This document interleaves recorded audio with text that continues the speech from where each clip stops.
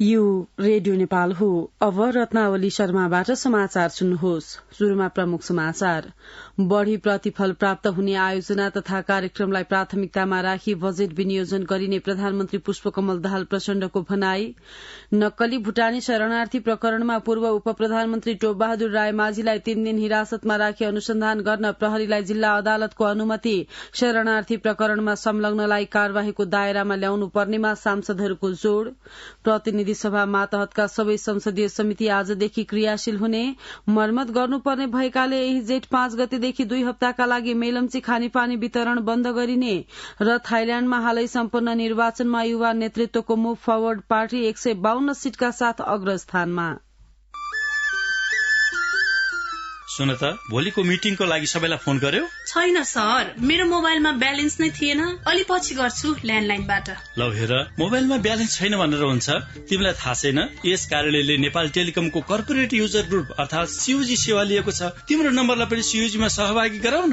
अनि सर, मेरो त प्रिपेड नम्बर हो नि। अहिले नेपाल टेलिकमले प्रिपेड र पोस्टपेड दुवै फोनमा सीयूजी सेवा लागू गरिसकेको छ। सीयूजीमा आबद्ध भएपछि हाम्रो कर्मचारीहरू बीच निशुल्क र नेपाल टेलिकमको नेटवर्कमा सस्तो दरमा फोन तथा एसएमएस गर्न र डाटा चलाउन पाइन्छ नि। तिमीलाई थप जानकारी चाहिएमा नेपाल टेलिकमको वेबसाइट www.ntc.net.np मा हेर न। नेपाल टेलिकम, राष्ट्रको संचार।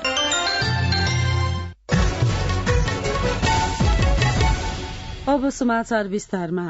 प्रधानमन्त्री पुष्पकमल दाहाल प्रचण्डले सरकार सामाजिक आर्थिक रूपान्तरणमा केन्द्रित भएको बताउनु भएको छ। नेपाल स्थित कूटनीतिक नियोगका प्रमुख तथा प्रतिनिधिहरूसँग सिंहदरबारमा हिजो आयोजित छलफलमा प्रधानमन्त्री प्रचण्डले लोकतन्त्रको सुदृढीकरण र सशक्तिकरण, शान्तिपूर्ण, समृद्ध र समावेशी समाजको निर्माण सरकारको मूल जनादेश भएको उल्लेख गर्नुभयो। उहाँले वर्तमान सरकार गठबन्धनको साझा न्यूनतम कार्यक्रम कार्यान्वयन गर्ने दिशातर्फ केन्द्रित रहेको स्पष्ट पार्नुभयो। प्रधानमन्त्री प्रचण्डले विगत केही वर्षहरूमा विश्व अर्थतन्त्रले विभिन्न चुनौतीको सामना गरेको सन्दर्भमा कोरोना संक्रमणपछि विभिन्न कारणले नियन्त्रण गुमाउन लागेको अर्थतन्त्र पछिल्लो समय सकारात्मक दिशातर्फ उन्मुख भएको पनि उल्लेख गर्नुभयो। प्रधानमन्त्री पुष्पकमल दाहाल प्रचण्डले सरकारको आगामी आर्थिक वर्षको नीति तथा कार्यक्रम र बजेट संरचनागत सुधार गर्ने दिशामा केन्द्रित हुने बताउनु भएको छ। नेपाल राष्ट्रिय कर्मचारी संगठन, नेपाल राष्ट्र बैंकद्वारा हिजो आयोजित अर्थतन्त्रको वर्तमान चुनौती तथा समाधानका भावी कार्यदिशा कार्यक्रममा उहाँले बढ़ी प्रतिफल प्राप्त हुने आयोजना तथा कार्यक्रमलाई प्राथमिकतामा राखी बजेट विनियोजन गरिने बताउनुभयो। अर्थतन्त्रका अन्य क्षेत्रका समस्या समाधान गर्दै दिगो आर्थिक विकास र समृद्धि हासिल गर्नेतर्फ सम्पूर्णको ध्यान केन्द्रित गर्न जरूरी रहेको बताउनुहुँदै उहाँले हरेक क्षेत्रमा आमूल परिवर्तन र संरचनात्मक रूपान्तरणको आवश्यकता रहेकोमा जोड़ दिनुभयो। काठमाडौँ जिल्ला अदालतले नक्कली भूटानी शरणार्थी प्रकरणमा पूर्व उप प्रधानमन्त्री टोपबहादुर रायमाझीलाई 3 दिन हिरासतमा राखेर अनुसन्धान गर्न प्रहरीलाई अनुमति दिएको छ। काठमाडौँको बुढा नीलकण्ठबाट पक्राउ पर्नुभएका रायमाझीलाई हिजो जिल्ला अदालतमा पेश गरिएकोमा अदालतले 3 दिन हिरासतमा राखेर अनुसन्धान गर्ने म्याद दिएको जिल्ला प्रहरी परिसर काठमाडौँका प्रहरी उपरीक्षक सीताराम रिजालले जानकारी दिनुभयो। रायमाझीलाई पक्राउ पूर्जी जारी गरेको 12औं दिनमा प्रहरीले आइतबार साँझ पक्राउ गरेको थियो। नक्कली भूटानी शरणार्थी प्रकरणमा प्रहरीले अहिलेसम्म पूर्व गृहमन्त्री बालकृष्ण खाँड, पूर्व गृह सचिव टेकनारायण पाण्डे, पूर्व गृहमन्त्री रामबहादुर थापा, बादलका सुरक्षा सल्लाहकार इन्द्रजित राई सहित 13 जनालाई पक्राउ गरी अनुसन्धान गरिरहेको छ। घटनामा 106 जनाले 23 करोड़ 25 लाख रूपियाँ ठगी भएको भन्दै प्रहरीमा जाहेरी दिएका थिए। नक्कली भूटानी शरणार्थी प्रकरणमा मुछिएका व्यक्तिसँग नाम जोडिएका नेपाली कांग्रेसका नेता एवं पूर्व सभासद आङटाबा शेर्पा हिजो आफै जिल्ला प्रहरी परिसर काठमाडौँ पुग्नु भएको छ। उक्त घटनामा नाम जोडिएपछि बुझ्नका लागि भन्दै उहाँ आफै परिसरमा पुग्नुभएका परिसरका प्रहरी उपरीक्षक सीताराम रिजालले जानकारी दिनुभयो। शरणार्थी प्रकरणमा पक्राउ परेका सानु भण्डारीलाई हिरासतमै गएर भेटेको सार्वजनिक भएपछि उहाँलाई प्रहरीले अनुसन्धानको घेरामा राखेको थियो। प्रतिनिधि सभाले संघीय संसदको संयुक्त बैठक र संयुक्त समिति कार्य सञ्चालन नियमावली संशोधन मस्यौदा समिति गठन गरेको छ। हिजोको बैठकमा सांसद देवेन्द्र पौडेलले संघीय संसदको संयुक्त बैठक र संयुक्त समिति कार्य सञ्चालन नियमावली संशोधन मस्यौदा समिति गठन गरियोस् भनी सदस्यहरूको नामावली सहित राख्नु भएको प्रस्तावलाई सर्वसम्मतिले पारित गरेको हो। नियमावली मस्यौदा समितिलाई 7 दिनको समय सीमा तोकिएको छ। बैठकले भ्रष्टाचार निवारण पहिलो संशोधन विधेयक 2077 लाई दफावार छलफलका लागि सम्बन्धित समितिमा पठाएको छ। बैठकमा सभामुख देवराज घिमिरेले ठगी तथा संगठित अपराध सम्बन्धी मुद्दामा अनुसन्धानका क्रममा सांसद टोपबहादुर राय माझीलाई आइतबार प्रहरीले काठमाडौँको बुढा नीलकण्ठबाट पक्राउ गरी जिल्ला प्रहरी परिषद टेकुको हिरासतमा राखिएको विषयमा संसदमा पत्र प्राप्त भएको जानकारी गराउनुभयो। बैठकमा सभामुख घिमिरेले संसदमा प्रधानमन्त्रीसँग प्रत्यक्ष प्रश्नोत्तर कार्यक्रम जेठ 4 गतेको बैठकमा हुने सदनलाई जानकारी गराउनुभयो। यसअघि प्रतिनिधि सभाको विशेष समयमा सांसदहरूले नक्कली भुटानी शरणार्थी प्रकरण, परराष्ट्र नीति, पूर्वाधार निर्माण, अर्थतन्त्र सुधार, भ्रष्टाचार न्यूनीकरण लगायत विषयमा सरकारको ध्यानाकर्षण गराउनुभयो।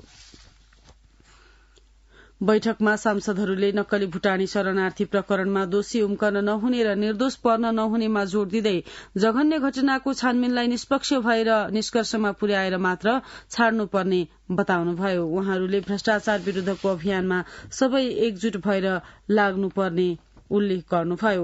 सांसदहरूले विद्युतीय यातायात सञ्चालनलाई सहयोग पुग्ने गरी चार्जिङ स्टेशन निर्माण गर्नुपर्ने, ठेक्का लगाउने र समयमा काम नगर्ने प्रवृत्ति अन्त्य गर्नुपर्ने, आगामी बजेटमा अर्थतन्त्र सुधारका ठोस योजना ल्याउनुपर्ने लगायतका विषयमा सदन मार्फत सरकारको ध्यानाकर्षण गराउनुभयो। बैठकले संविधान सभा सदस्य पुरूषोत्तम बस्नेतको निधनप्रति शोक प्रस्ताव पारित गरेको छ। नेपाली कांग्रेसबाट विक्रम सम्वत 2064 सालको संविधान सभा सदस्य बस्नेतको नेपाली कांग्रेसबाट विक्रम सम्वत 2064 सालको संविधान सभामा सदस्य हुनुभएका बस्नेतको 78 वर्षको उमेरमा यही वैशाख 29 गते शुक्रबार निधन भएको थियो। प्रतिनिधि सभाको अर्को बैठक बिहिबार बिहान 11 बजेका लागि बोलाइएको छ। प्रतिनिधि सभा मातहतका सबै संसदीय समिति आजदेखि क्रियाशील हुने भएको छ। सभामुख देवराज घिमिरेले कानून निर्माण र जनताका सरोकारका मुद्दामा संसदीय समिति एकैसाथ छन् भन्ने सन्देश प्रवाह होस् भनी बिहान 9 बजे 10वटै समितिका बैठक राख्न सुझाव दिनु भएको छ। उहाँको सुझाव अनुसार प्रतिनिधि सभा मातहतका सबै विषयगत समितिका बैठक एकैसाथ राख्ने तयारी भइरहेको संघीय संसद सचिवालयका सहप्रवक्ता दशरथ धमलाले जानकारी दिनुभयो। समितिका सभापति चयन नभएसम्म का लागि बैठकको अध्यक्षता हाल तत्त समितिका ज्येष्ठ सदस्यले गर्नुहुनेछ। प्रतिनिधि सभा मातहत अर्थ, अन्तर्राष्ट्रिय सम्बन्ध र पर्यटन, उद्योग तथा वाणिज्य र श्रम तथा उपभोक्ता हित, कानून, न्याय तथा मानवाधिकार, कृषि सहकारी तथा प्राकृतिक स्रोत, महिला तथा सामाजिक मामिला, राज्य व्यवस्था तथा सुशासन, पूर्वाधार विकास, शिक्षा, स्वास्थ्य तथा सूचना प्रविधि तथा सार्वजनिक लेखा रहेका छन्। समितिको प्रमुख जिम्मेवारी सचिवालयमा दर्ता भई सभाले सैद्धान्तिक दफावार छलफलका लागि पठाएका विधेयकलाई निष्कर्षमा पुर्याउनु रहेको छ। प्रतिनिधि सभाले यसअघि नै नयाँ नियमावली बनाई कार्यान्वयनमा ल्याइसकेको छ। नयाँ नियमावलीले साबिकका केही समितिको नाम र कार्यक्षेत्रमा सामान्य हेरफेर गरेको छ। मुलुकका प्रमुख राजनैतिक दलबीच कुन समितिको नेतृत्व कसले पाउने भन्नेमा मोटामोटी सहमति भइसकेको बताइएको छ। विगतदेखिकै अभ्यास अनुरूप सार्वजनिक लेखा समिति भने प्रमुख प्रतिपक्षी दलले प्राप्त गर्नेछ। विषयगत समितिका केही बैठकपछि समितिको नेतृत्व चयन प्रक्रिया हुने अनुमान गरिएको छ। राष्ट्रिय प्रजातन्त्र पार्टीले एक व्यक्ति 2 पटक भन्दा बढ़ी प्रधानमन्त्री हुन नपाउने व्यवस्था गर्नुपर्नेमा जोड़ दिएको छ। हिजोदेखि शुरू भएको केन्द्रीय समिति बैठकमा अध्यक्ष राजेन्द्र लिङदेनले पार्टीको राजनैतिक प्रतिवेदन प्रस्तुत गर्नुहुँदै जनताबाट प्रत्यक्ष निर्वाचित कार्यकारी प्रधानमन्त्री र एक व्यक्ति 2 पटक भन्दा बढ़ी प्रधानमन्त्री हुन नपाउने व्यवस्थामा पार्टीको प्रतिबद्धता रहेको बताउनुभयो। अध्यक्ष लिङदेनले 17 बुँदे राजनैतिक प्रतिवेदन प्रस्तुत गर्नुहुँदै जनप्रतिनिधिको संख्यामा कटौती, निशुल्क र गुणस्तरीय सार्वजनिक शिक्षा, स्वास्थ्य, भ्रष्टाचार प्रति शून्य सहनशीलता, युवा स्वरोजगार लगायतका प्रतिबद्धता प्रस्तुत गर्नुभयो। उहाँले मुलुक राजनैतिक र आर्थिक संकटतर्फ उन्मुख रहेको भन्दै राष्ट्रिय प्रजातन्त्र पार्टी त्यसको विकल्प रहेको दावी समेत गर्नुभयो। हिजो शुरू भएको पार्टी बैठक 3 दिनसम्म चल्ने प्रवक्ता राजेन्द्र गुरूङले जानकारी दिनुभयो। राष्ट्रिय स्वतन्त्र पार्टीले भूटानी शरणार्थी प्रकरणमा संलग्नलाई कुनै पनि हालतमा छाड्न नहुने जनाएको छ। राष्ट्रिय स्वतन्त्र पार्टीका महामन्त्री एवं प्रवक्ता डाक्टर मुकुल ढकालले हिजो एक विज्ञप्ति जारी गरी भूटानी शरणार्थी प्रकरणमा संलग्न जोसुकै भए पनि कुनै हालतमा छाड्न नहुने बताउनु भएको हो। राष्ट्रिय स्वतन्त्र पार्टीले शरणार्थी प्रकरणका आरोपितको पासपोर्ट जफत गरी दोषीलाई कार्यवाही र पीड़कलाई क्षतिपूर्ति दिलाउन सरकारसँग माग समेत गरेको छ। कानून न्याय तथा संसदीय मामिला मन्त्री धनराज गुरूङले मनोसामाजिक अपाङ्गता भएका व्यक्तिहरूका लागि कानूनमा भएका विभेदकारी प्रावधान हटाउनु पर्ने बताउनु भएको छ।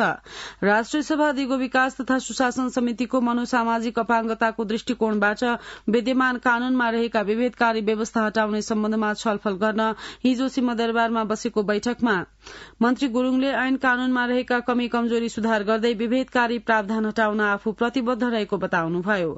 मन्त्री गुरूङले सामाजिक अपाङ्गता भएका व्यक्तिहरूलाई समाजले गर्ने विभेदपूर्ण व्यवहारको अन्त्यका लागि सचेतनामूलक कार्यक्रम अघि सार्नुपर्नेमा जोड़ दिनुभयो। बैठकमा सांसदहरूले मनोसामाजिक अपाङ्गता भएका व्यक्तिहरूका लागि भएका विभेदकारी प्रावधानको सूक्ष्म अध्ययन गरी विभेदकारी शब्दहरू तत्काल हटाउनु पर्नेमा जोड़ दिनुभयो। संचार तथा सूचना प्रविधि मन्त्री रेखा शर्माले संचार माध्यमले सकारात्मक रूपमा खबरदारी गरेमा सरकारलाई काम गर्न सहयोग पुग्ने बताउनु भएको छ। दाङमा सञ्चालित रेडियो मध्यपश्चिमको स्थापना दिवसका अवसरमा हिजो आयोजित कार्यक्रममा मन्त्री शर्माले देश विकास र सुशासनका लागि सबैको सकारात्मक सहयोगको अपेक्षा सरकारले राखेको उल्लेख गर्नुभयो। संघीय मामिला तथा सामान्य प्रशासन मन्त्री अमनलाल मोदीले पूर्व राष्ट्रसेवक कर्मचारीहरूको विवेक, क्षमता र अनुभवलाई राज्यले उपयोग गर्नुपर्ने बताउनु भएको छ। सेवानिवृत्त राष्ट्रसेवक संघ नेपालको चौथो महाधिवेशनमा मन्त्री मोदीले मुलुकमा सुशासन कायम गर्ने विषय सरकारको प्राथमिकता रहेको उल्लेख गर्नुभयो। मन्त्री मोदीले सरुवा भएको ठाउँमा हाजिर हुन रमाना नलिने र नदिने दुवै कर्मचारीलाई विभागीय कार्यवाही गरिने पनि स्पष्ट पार्नुभयो।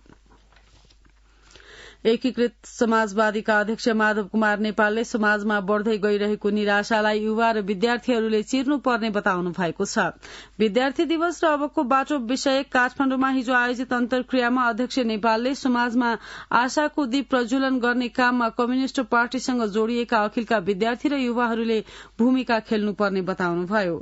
हिजै समाजवादी प्रेस संगठन पर्साले वीरगंजमा आयोजना गरेको पत्रकार सम्मेलनमा अध्यक्ष नेपालले आफ्ना नागरिकलाई नक्कली भूटानी शरणार्थी बनाएर पैसा कमाउने धन्दामा संलग्नहरूको निष्पक्ष छानबिन गरी कार्यवाही गर्न सरकारले खुट्टा कमाउन नहुनेमा जोड़ दिनुभयो।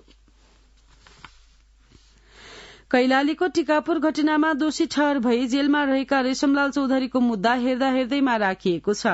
कैलाली जिल्ला अदालत र उच्च अदालत दिपायलको फैसला त्रुटिपूर्ण भएको भन्दै चौधरीका तर्फबाट पुनरावेदन गरिएको थियो। हिजो सर्वोच्च अदालतका न्यायाधीश डाक्टर आनन्द मोहन भट्टराई र नहकुल सुवेदीको संयुक्त इजलासले सो मुद्दाको सुनवाई नसकिएपछि हेर्दा हेर्दैमा राखेको हो। हिजो सुनवाई नसकेपछि आजका लागि नै पेशी तोकिएको छ। यसअघि विक्रम सम्वत 2079 माघ 22 गते न्यायाधीश द्वय टंक बहादुर मोक्तान र मनोज शर्माको इजलासले प्रत्यर्थी झिकाउने आदेश गरेको थियो। चौधरी हाल दिल्ली बजार कारागारमा रहेका छन्। मेलम्ची खानेपानी वितरण यही जेठ 5 गतेदेखि बन्द हुने भएको छ।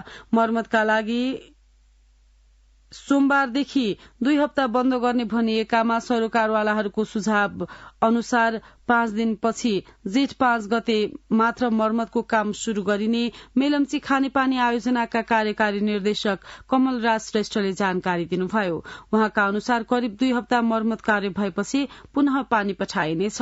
हेलम्बु स्थित आयोजनाको मुहान तथा हेडवर्क्समा केही उपकरण जडान तथा मर्मत सम्भार गर्नुपर्ने भएकाले 2 हप्ताका लागि पानी वितरण बन्द हुने मेलम्ची खानेपानी आयोजनाले जनाएको छ। सामान्य बाढ़ी आएका बेला आयोजना सञ्चालनमा नै राख्ने गरी अहिले उपकरण जडान तथा मर्मत सम्भार गर्न लागि हो। दैनिक जसो खानेपानीको सुविधा पाउँदै आएका उपत्यकावासीले अब 3 देखि 10 दिनको फरकमा खानेपानी थाप्न पाउने भएका छन्। मेलम्चीको पानी वितरण भइरहेको नयाँ पाइपबाट वितरण रोकिनेछ भने पुरानो पाइपबाट वितरण भइरहेका स्थानमा वितरण कार्य जारी रहनेछ।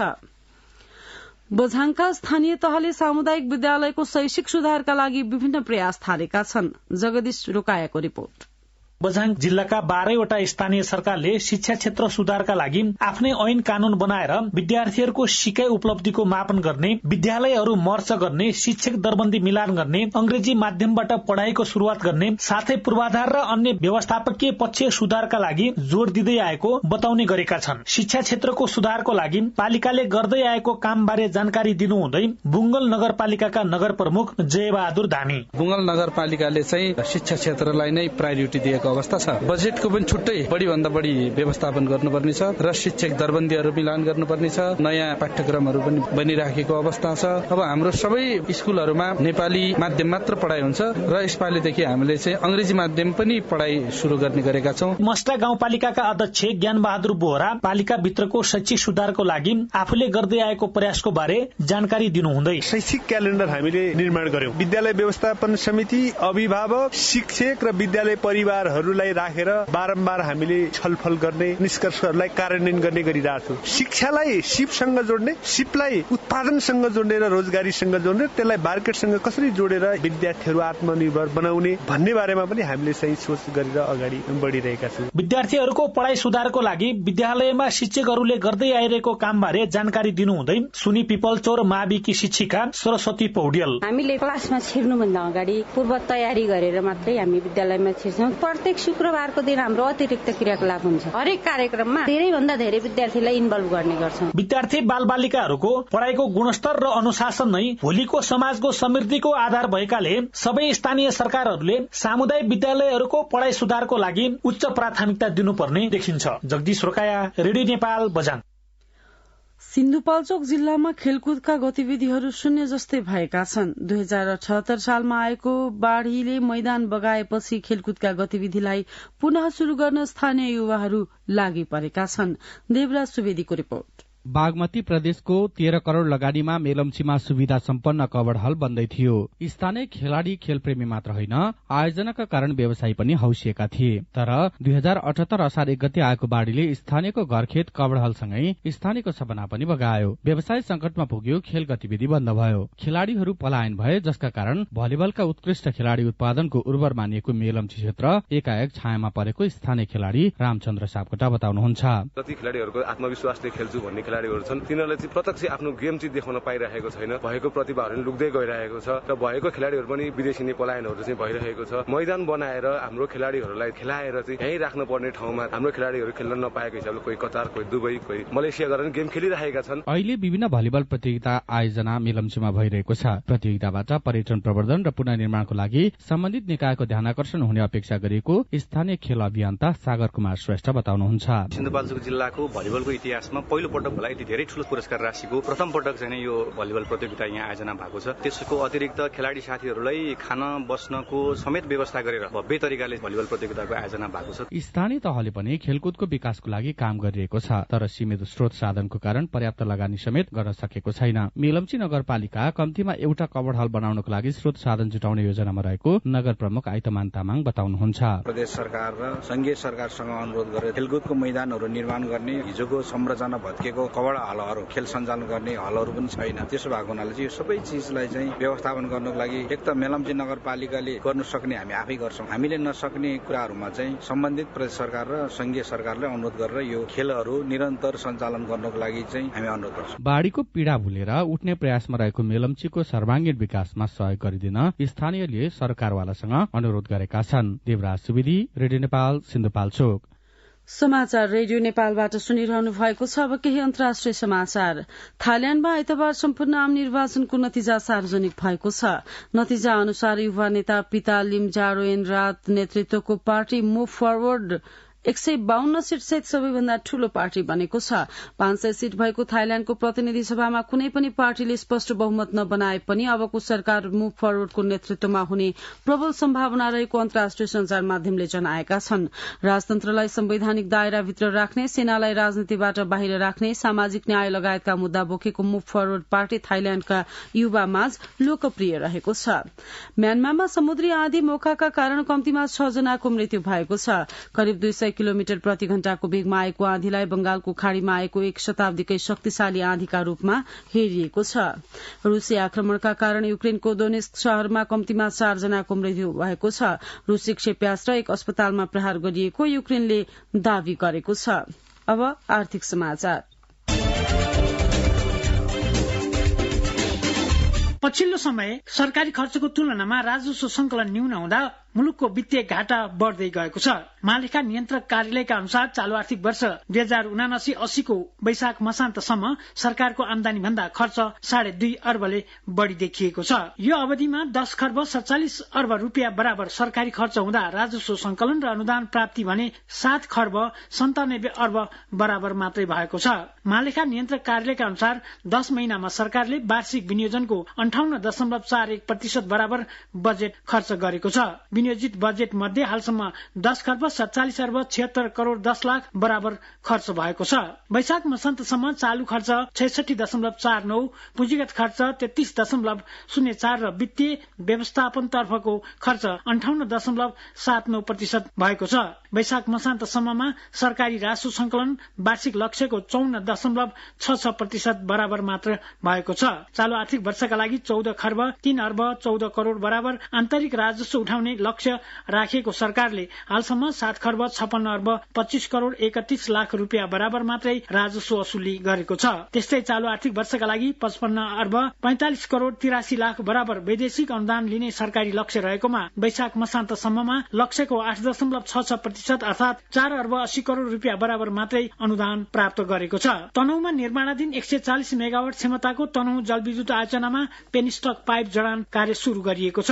ठाडो सुरुमा जडान गर्नुपर्ने 155 मिटर पेनिस्टक पाइप मध्ये 5 मिटर जडान सम्पन्न गरिएको आयोजना प्रमुख राजाभाई शिल्पकारले जानकारी दिनुभयो। आयोजनाको विद्युत गृह खन्ने काम सम्पन्न गरी कंक्रिटिङ भइरहेको छ भने टेलरेस सुरुङ निर्माण अन्तिम चरणमा पुगेको आयोजनाले जनाएको छ।